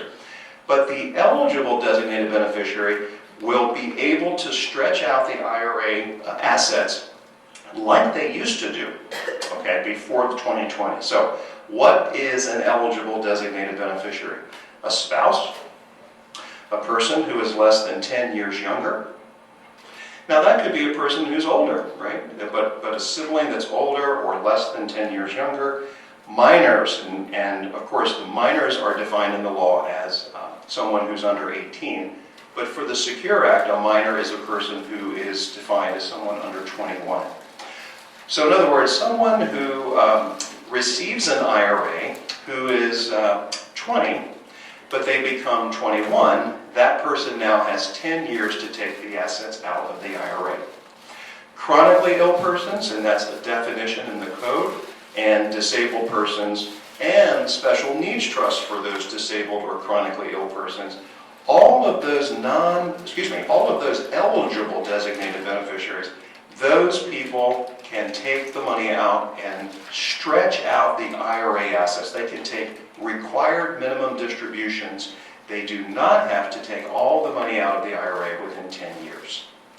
So one of the things I want to tell people in the audience who have loved ones with special needs is that you can include charities now as your beneficiary or ultimate beneficiary of a special needs trust, and the IRS will no longer penalize that. So where are we? We have conduit trust concept. We have accumulation trust concept, which is usually used for special needs planning. We have the changes brought by the Secure Act, which are many changes, but the main thing for today is to understand the 3 categories, not 2, the new category of eligible designated beneficiary, and who has the ability to stretch out IRA money like they used to be able to do prior to 2020. So let's just take a look at this more visually. So here's your IRA that you left someone in a trust, and there is no exception. This is a healthy person. They, they are living their lives. They're over 21 years old. Basically, they have to take all the money out in 10 years, and we know that. And we know Uncle Sam is going to tax trillions of dollars in a very short period of time. So some of you have inherited IRAs, and I've actually talked to some of you who have inherited IRAs, and you're paying the tax within 10 years. So some of you are already experiencing this. Now, if an exception does apply, meaning one of those 5 things, now when that person died and left that IRA to the beneficiary, okay, and if that beneficiary was 48 years old or whatever their age was at that time, the beneficiary will look to the IRS tables, the IRS single life tables, and they will be able to take the minimum distribution out, and then that minimum distribution, if it's a conduit trust, what happens? If it's a conduit trust, that minimum distribution has to come straight out, okay? If it's not a conduit trust, the minimum distribution comes in and it just kind of gets accumulated here. But the point is that the IRA can be stretched out. Now, if it's a special needs trust and we have this exception apply, as we just mentioned, the minimum distribution comes out, it can be accumulated inside here, or the trustee will use the money for the benefit of the beneficiary. So this is an accumulation trust. Now, of course, if the trustee needed more money out of the IRA, the trustee could pull more money out of it and then hold it in here or distribute it out. But the point here is that the disabled beneficiary can have the benefit of stretching out the IRA funds. Okay. So that's a lot to cover in about 10 minutes, but let's get to the real reason we're here today to talk about this. What do we do in 2024 and 2025? Well, one of the options, obviously, is outright distribution. Just keep it simple, it's more efficient, just leave outright distribution to beneficiaries. But what we know now, as of the case that Gary so kindly brought up at our client event, was Clark v. Ramaker. So this is the case that was in 2014, and the Supreme Court, in a pretty simple ruling, said that someone who had received an inherited IRA, and I haven't read the case in quite a while, but the basic scenario was that a woman received an IRA from her mother. She used about $80,000 of the money, and it was a $400,000 IRA. It was fairly small, but she had used about $80,000 of the money, and she and her husband, for some reason, filed bankruptcy. Well, back then, all IRAs were exempt from creditors, even inherited IRAs. But in this particular situation, the bankruptcy court took the $320,000 IRA and said, sorry, you've lost your IRA. So what happened in Clark v. Ramaker is it was appealed to the U.S. Supreme Court, and the Supreme Court said in a pretty simple decision, inherited IRAs are not retirement funds within the meaning of the IRS code. So basically, inherited IRAs are not protected. So we have to leave an inherited IRA to a trust, or you won't have any asset protections. So if your plan is to protect your retirement plan assets for your beneficiary, you have to leave it in trust. All right, so if that is you, if that is a goal for you, we're just going to keep going here. Now, we know there are taxation problems in trusts, so we're going to keep going. We have general needs trusts for healthy beneficiaries. We have special needs trusts for folks that are not healthy individuals or have disabilities. And of course, even on the general needs side, we might have a beneficiary who's really not disabled, but they just have issues, right? They have issues with life or substance abuse or whatever the situation may be. So, if we are dealing with an IRA and a trust, what are we dealing with? Well, we're dealing with high tax rates, and that's why when you read those articles, they're saying never, never, never, ever do that. Don't leave an IRA and trust, but we're going to get past that. How many of you have looked at the charts recently about the IRS tax rates for individuals? How many of you have looked at that? All right, how much money do you have to make if you're a single person to be in a 37% tax bracket? I think it's around $631,000, very large amount of money. How much money do you have to make as a couple to be in a 37% bracket? $733,000, something like that. So we can make a huge amount of money under the Tax Act of 2018 or 2017 if we are individuals or couples. But a trust has to pay 37% tax at only $15,200 of income. So for those of you who have seen this before, it's still shocking every time you see it, right? So Michelle, you can start your exercise now. All right. So that is why you have to kind of say, okay, this is an issue. This is an issue. And it's not just an issue for IRAs. It's an issue for all assets that you leave in trust. And we're going to spend 30 seconds on this. Remember, your trustee has to learn how to manage their trust taxation. If you're leaving assets in further trust for someone, they have to learn how to manage it. It's not hard. They just have to learn how to manage it. But now when we leave an IRA to a trust, we have another level of complexity, but we'll work through it. And that's what we're going to do here in the next 5 minutes. So the conduit concept, remember, the assets are distributed out to the beneficiary, and the beneficiary pays the income on their own tax return, on their own 1040, okay? Let's go back to where we were. So that's one of the things I want you to memorialize in your mind about conduits. All right, but the problem is that if someone takes all the money out of their IRA, especially, the healthy beneficiary who only has 10 years, we're going to see that all the money ends up out of the IRA. But you were a goal-oriented person, G-O-A-L, goal. You were a goal-oriented person who wanted to, what? Protect the beneficiary. Now, that doesn't mean the beneficiary's got to leave the money in trust forever.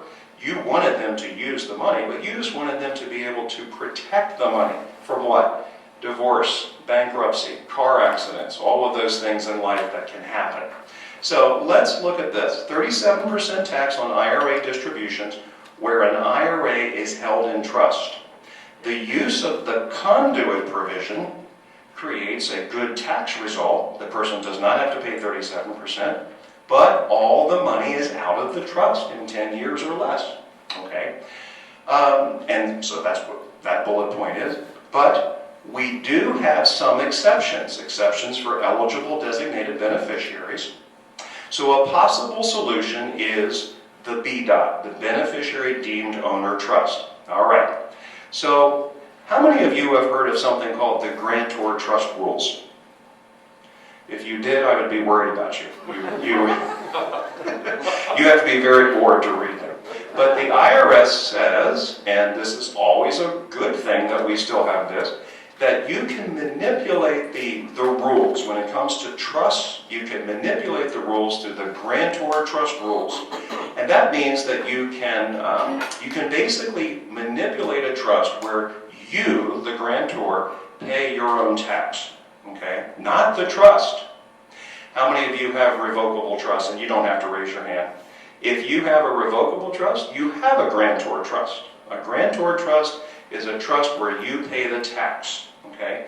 And people get this all mixed up. Lawyers get it all mixed up sometimes.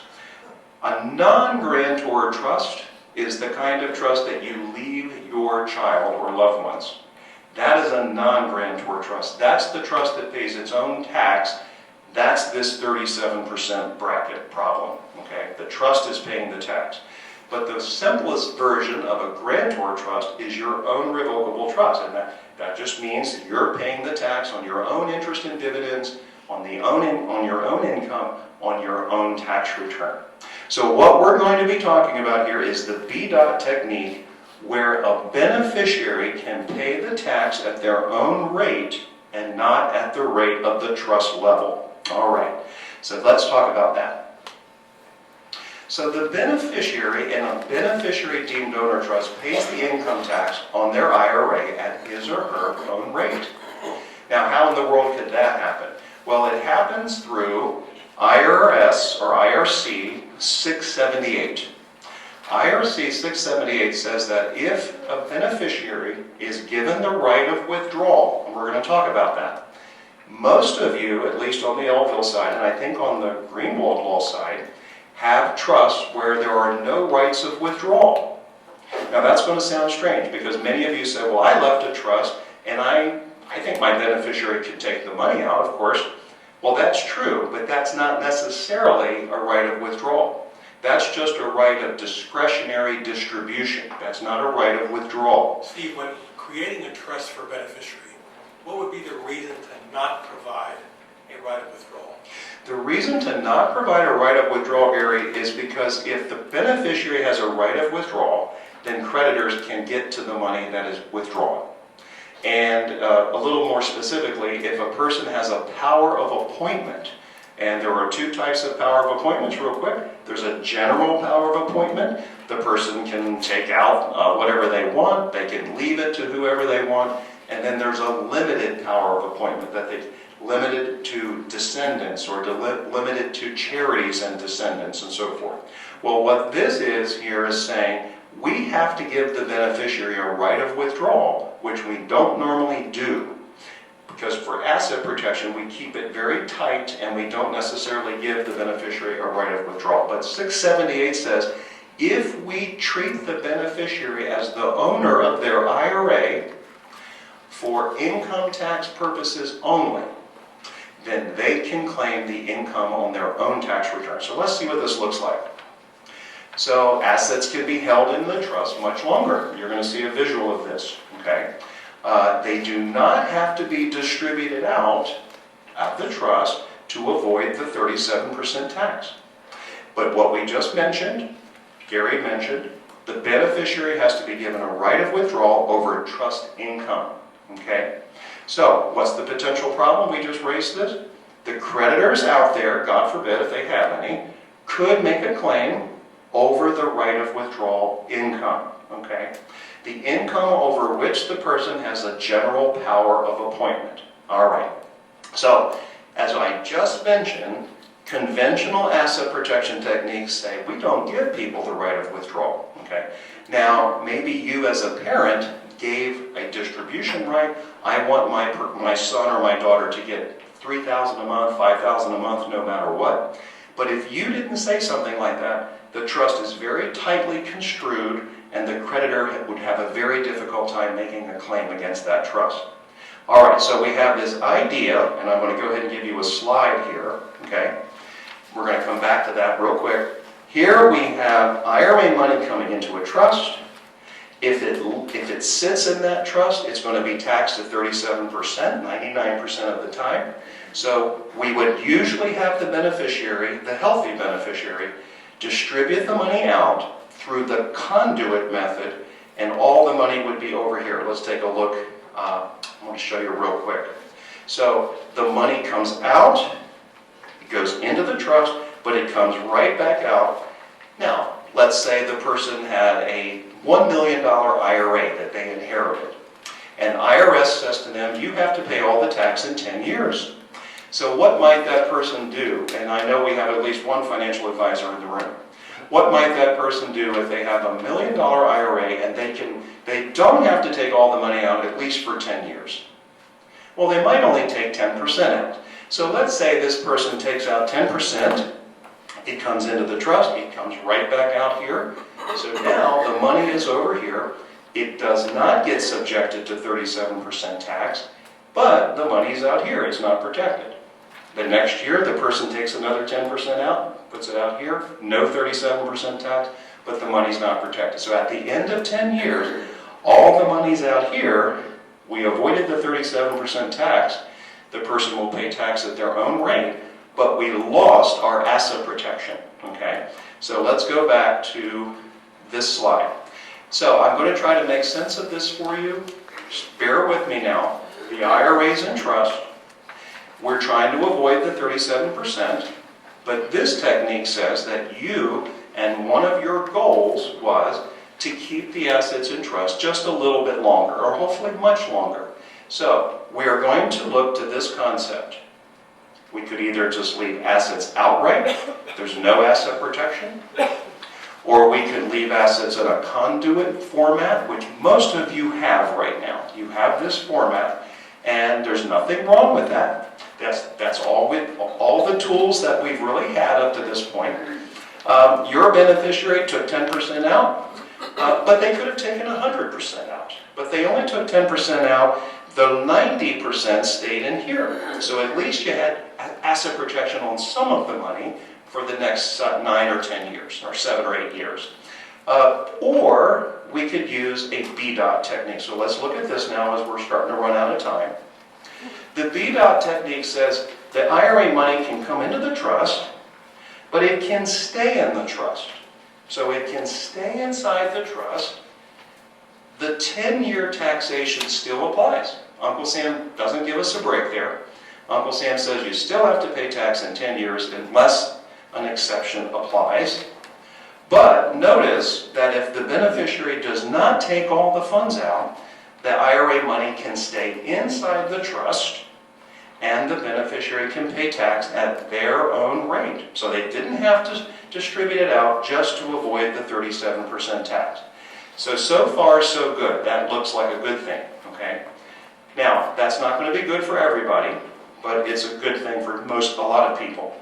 What's the disadvantage? Because there's always a catch, right? So the catch is that we have to give, under IRC 678, we have to give the beneficiary a right of withdrawal over income. And what is the right of withdrawal over income technically called? It's called a general power of appointment. So anytime a person has a general power of appointment over something, that means that that asset is subject to the potential claims of creditors. So a good example of this would be you have a revocable trust, right? So you have complete control over your trust. You can change it at any time. You have a general power of appointment over your assets, right? So anything that you own in your trust, does it have asset protection? No. If you have a general power of appointment over it, it does not have asset protection. That doesn't mean you don't have asset protection in your IRA or your 401k, but just run-of-the-mill brokerage assets or cash in your revocable trust, you have no asset protection in that asset, through no fault of your own, because you have a general power of appointment. So, creditors could make claims on this money. And so let's take that example. There's a $1 million IRA that comes to this child. Okay, so that's a $1 million IRA, and that child took $100,000 out. But they could take the whole thing out, but they only took $100,000 out. It came in here, it stays in here if they don't want to take it out. It just stays in there, and they can pay tax at their own rate. So far that sounds pretty good. But they are considered to have a right of withdrawal. So anyway, if this was a goal of yours to keep the assets in trust much longer, not have to have it distributed out of the trust just to avoid the 37% tax, if you could live with a scenario that 100,000, let's say, is the right of withdrawal over that 100,000, and creditors could make a claim on that money, God forbid if there was creditors, if you could live with that scenario, and if your beneficiary is healthy and well, I think this is a good thing. So this is something for you to start considering. Would I like to change my further trust that I'm leaving an IRA into a B-dot, and is that appropriate for me? Steve, I've got a question. This right of withdrawal, are there any limitations? Are there maximums or minimums to the right of withdrawal? have to be everything that came into the trust, or is it something less than everything that came into the trust? All right, it's a great question, Gary. So it's going to depend on who the trustee is, number one. So let's say the trustee is the child themselves, or the niece or nephew, or whoever it may be. They, of course, can take anything out they want. Gary is specifically talking about the right of withdrawal, not the right of distribution, but the right of withdrawal. So Gary, whatever comes out of that IRA, because we're strictly talking about IRAs here, so whatever comes out of that IRA, like that $100,000 that they took out of the IRA, that is considered income, right? On a non-Roth IRA, that is going to be trust income, to make a long story short. So Gary, to your question, the beneficiary has a right of withdrawal over $100,000. Whether they took it out or not, creditors would have the right to make a claim against it.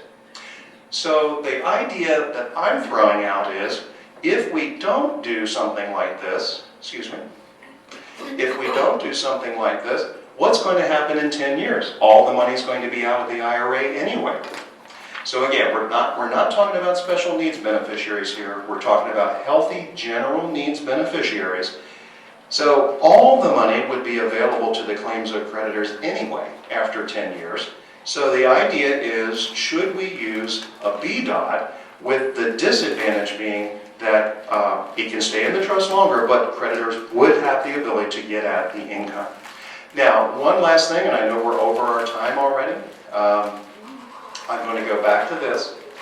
One question that you might have, among others, is, well, how long does the creditor have to make a claim against that right of withdrawal? So let's talk about this, and this, for those of you who are writing, write this down. The 5 and 5 power. The 5 and 5 power.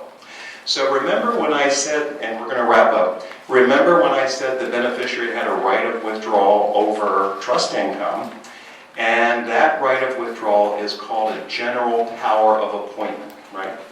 Now, if the beneficiary does not exercise their general power of appointment, they just left it in there, that the general power of appointment lapses. This is IRS talk now. It lapses. So with the 5 and 5 concept, and this is the last thing you'll have to stretch your mind on today for this. With the 5 and 5 concept, the general power of appointment lapses to the extent that it exceeds $5,000 or 5% of the amount, okay, whichever one is greater. Whichever one is greater. So let's take that $100,000, okay? We know that 5% of that is $5,000. It just happens to be the same as the other number. It's $5,000. So it lapses as to the $95,000, okay? So in our example, very quickly, the $95,000 is subject to the potential claims of creditors, not the other amount. So the 5 and 5 power avoids the claims of creditors, which is the smaller amount, but the bigger amount would be subject to the claims of creditors. So what we want to do, and we're 5 minutes past, we want to just consider if we're leaving an IRA into a trust, do we want to keep it the way it is? Just let it be a conduit and not worry about it too much. But over the last year, the estate planning world has looked at this concept and said, well, under 678, we can treat the beneficiary as the owner for income tax purposes only. So if we don't want all that money to have to be forced outside the trust just to avoid the 37%, the money could stay in the trust. The beneficiary pays their own tax rate, but we have to give the beneficiary a right of withdrawal over income only, something that we normally would not do in typical asset protection. One of the questions you might have is, if we give the income beneficiary the right of withdrawal here, does it taint the rest of the trust? And the answer is no. It does not taint the rest of the trust for asset protection. All right, Gary, go ahead. I got a question. So for clients who have special needs beneficiaries, who've done special needs trusts, how does all this relate to that with regard to the taxation of the income coming into the special. Gotcha. So if it's a special needs trust, and we'll wrap up, if it's a special needs trust, first of all, we would not use this concept, right? Because in a special needs trust, we would never give the disabled beneficiary, 99 times out of 100, we would never give them the right of withdrawal, right? So that is not a concept that would be within the realm of the world of special needs. So the BDOT concept would not apply to that. Gary's question is, if we're accumulating assets in a special needs trust, and we'll do this very quickly. I'm crossing a different bridge. Oh, I messed it up now, Jeff. Sorry. So we won't worry about the slide. But if we imagine that there's a circle here, and that's a special needs trust, okay? The IRS says that the disabled beneficiary is exempt, right? So that IRA money is sitting in their trust, it's that IRA, I should say, and when that IRA money comes into the special needs trust, it can be accumulated, okay? And we'll try to answer Gary's question here very simply. It can be accumulated and only the required minimum distribution needs to come in. So because only the required minimum distribution needed to come in, the rest of the IRA can grow tax deferred. Okay, so that's the power of the exception. They are exempt. So my point is that the accumulation of the money can occur within the trust, and the trust would pay tax. But what would happen, and this is a little bit of a twist, I'm sorry, Gary, I'm answering your question. The beneficiary, believe it or not, in a disabled beneficiary situation, actually pays their own tax. So even though it's an accumulation trust, the income tax is passed out to the beneficiary at the end of the year so that the beneficiary pays the tax instead of the trust at the 37% level.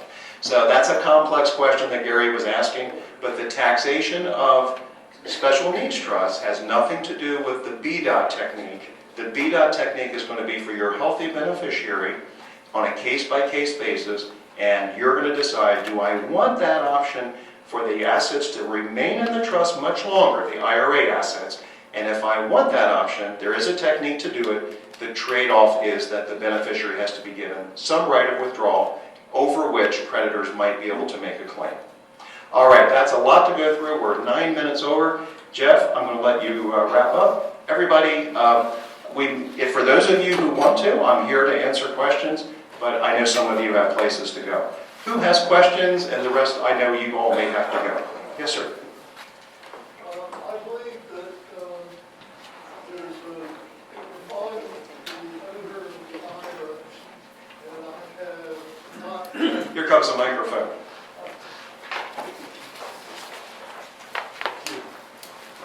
Is that working? Yes. I believe that if I'm the owner of the IRA and I have not yet been required to take RMDs, then if I pass away, my beneficiary can take the distribution any amount each year they want.